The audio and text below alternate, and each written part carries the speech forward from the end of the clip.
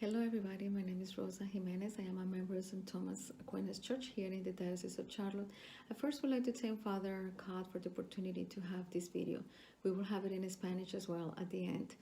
I've been teaching Bible classes among the Hispanic community for more than 15 years. I've been teaching Bible classes, apologetics classes, formation classes, leading retreats. And I never thought I was going to have to make a video like this. Certainly, these are times that are very different for all of us. This is something foreign for all of us, the way that we are to live the faith these days. But at the same time, I think, and after reflecting a lot, after the shocking days of knowing that we were not going to be able to go to Mass, receive communion, go to adoration chapel, and in particular case, not to be able to have the classes, have meetings, teach faith formation classes, after all that and the pain that I felt in my heart, and I'm pretty sure that all of you felt in your hearts, I think that the Lord is calling each one of us to something completely different. I think this is the first time that we are living as Catholics a real Lent. And then if we see the entire world is living Lent, the entire world is being called by the Lord, by God, to stop doing the things that we've been doing daily for so long, that have become a routine, and perhaps even including our faith, the way that we've been living it. I think that this time is the opportunity to really become real saints in this new age. I think we probably most of us have read a lot about the life of the saints. We have felt inspired by the things that they did at the time. Sometimes we probably would wonder how they did that, what they had in their hearts, in their minds, that helped them become so many obstacles in their faith. Well, here we are, and we are being called to become the saints of this new time, this new age, and in the midst of the difficulties that we are going through. Several things that I've been thinking, meditating, and that I've been telling my students is that we have to remember that Our Lady is with us. She is the model for us. We have to remember that in the midst of everything that she lived, that she went through, even when she saw her son suffering, and especially now that we're about to enter Holy Week, we have to look at her and try to imitate what she did. She was always in prayer and in silence. She never lost the peace that she had in her heart. Why? Because she always had Jesus. She always heard him. She always walked with him. He was always with her and her with him. So I think that for all of us that are now confused, perhaps some may be angry, and wondering what are we going to do, we have to go back to all those times that we have the opportunity to go to Mass, to receive the Lord, to really get really close to that precious sacrament that we have, and the times that we felt how the Lord was really getting into our souls and into our hearts. If we receive the Lord as we were supposed to, those graces are still in our hearts. All those communions that we receive, all those graces are still there. And this is the time when we have to ask Our Lady to help us look into our hearts and in our souls for all those graces. Now that we are going through this, now that we cannot be close to the Lord, now that we cannot go to Mass, this is the time where we can become real Catholics. This is the time where we can really imitate Our Lady. This is the time where we can really go beyond the things that we have done in the past, to really be a light, to really shine in the darkness of this world. The world needs real Catholics, real Christians, and we are the ones. It happens to be that it is you and me, all of us, our families, the ones who are going to bring that light into the world. So I think that it is really providential that everything that is happening right now, it is happening during Lent, that we have been called by the Lord, not by anybody else. We'll probably be blaming the government. We'll probably be blaming a country for everything that is happening to us. We'll probably be blaming bishops, the Pope, or priest. There's no one to blame. The Lord has allowed this time for us in His mercy, so that we can really become real Catholics, so that we can really look into our hearts and our souls and find right there where the problem is. It is not to blame anybody. It is just the mercy of the Lord. It is the mercy of God that it is calling in all of us to something greater. I think that this is the time that we can really become saints. This is the time where we can really shine with the light of the Eucharist in our hearts and in our souls to all those who are living in darkness. Yes, it is very difficult not to be able to go to church. Yes, it is very difficult not to be able to receive communion. Yes, but this is not the first time that the church has gone through something like this. And the complaining and the demanding that we are doing is not helping at all.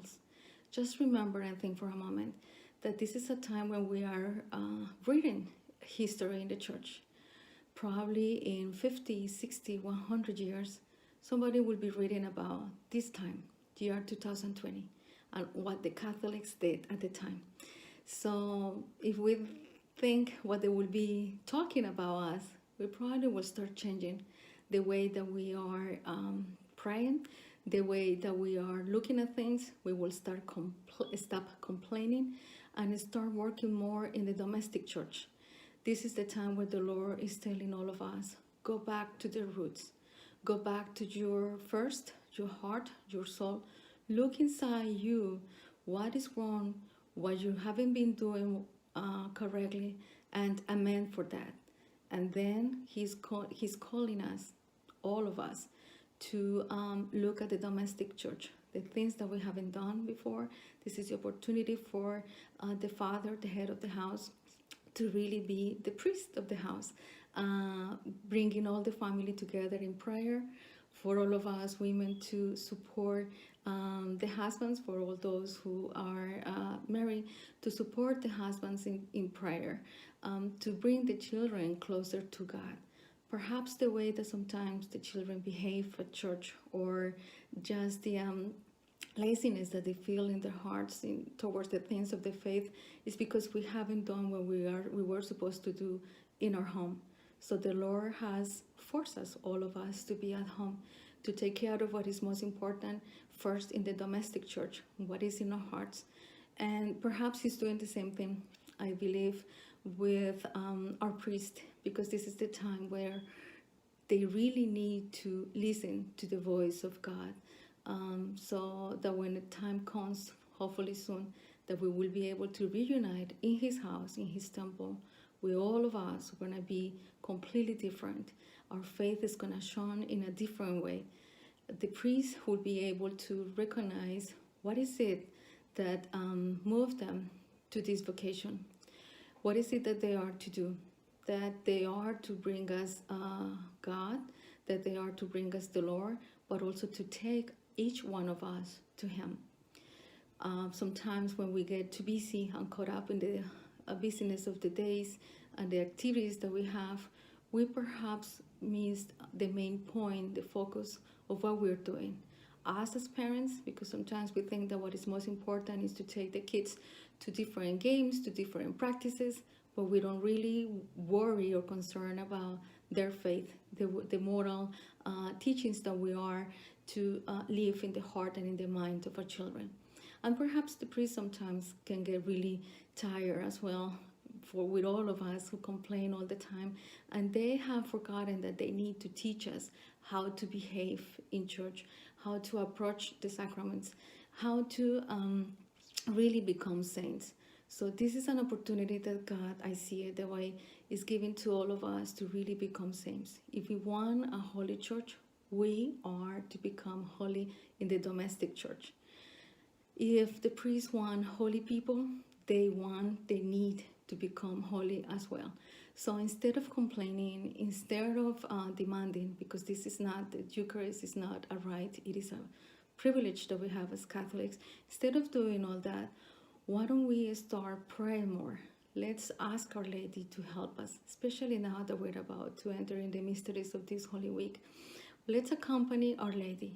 Let's ask her to show us the way in silence and perhaps on our knees, kneeling, praying, and instead of demanding, this is the time to recognize and say, yes, oh Lord, it is my fault. Yes, oh Lord, I haven't done what I've been supposed to do for all this time as a Catholic, as a baptized Christian, with all the sacraments and all the graces.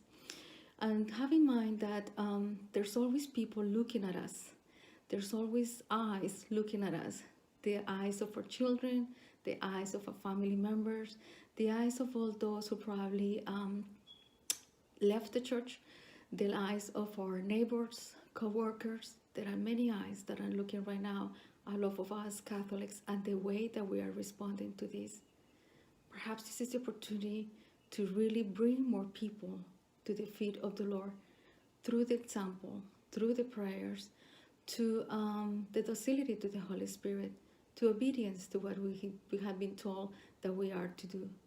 Perhaps this is the opportunity that the Lord wants to use for each one of us to really do our part, so that one day we can really be one in Him, one in one faith, one baptism, one Lord, one church, one flag. So I wish all of you a very holy week, but mainly very fruitful Holy Week. Saint Joseph is also with us. For us here in the Diocese of Charlotte, we have the blessing of having this year consecrated to Saint Joseph. It's the year of Saint Joseph. Oh boy, I think he really wants to teach us a lot of things throughout this year. Perhaps we've been too focused about the coronavirus and all these things that are going around that are important, yes, to be aware of those things that are happening right now, but we cannot stop focusing on our faith. Let's all recur to Saint Joseph. He has so much to teach all of us, all and each one of us, so much to teach us, also in silence. Yes, also in silence. And I am the first one who have to say that I love to talk and teach, but I have recognized that I do need also to have a lot of moments in silence. That is not about what I say, it is about what the Lord wants to say and He wants me to do. So hopefully we will be able to have another video, and may the Lord bless you greatly, each one of you, and the Eucharistic heart of Jesus may always enkindle in each one of your hearts the graces, the flames of that Eucharistic love, His Sacred Heart, of each one of the Eucharists that you have received.